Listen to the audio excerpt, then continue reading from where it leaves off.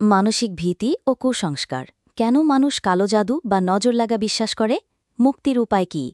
আমাদের সমাজে অনেকেই মনে করেন সামান্য অসুস্থতা, ব্যবসায় ক্ষতি বা জীবনের সমস্যা এলে এর পেছনে আছে কালো জাদু বা বদনজর।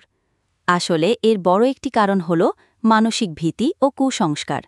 মানুষ যখন সমস্যার আসল কারণ খুঁজে পায় না, তখন সহজেই অশুভ শক্তি বা নজরকে দায়ী করে।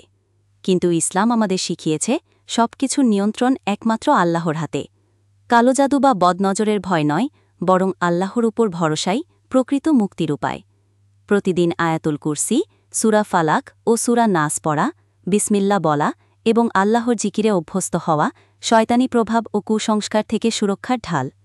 মনে রাখুন, ভয় নয়, আল্লাহর প্রতি দৃঢ় বিশ্বাসই আমাদের সবচেয়ে বড় শক্তি। আল্লাহর নামে সুরক্ষা নিন, কুসংস্কার থেকে মুক্ত থাকুন। ভিডিওটি ভালো লাগলে লাইক, কমেন্ট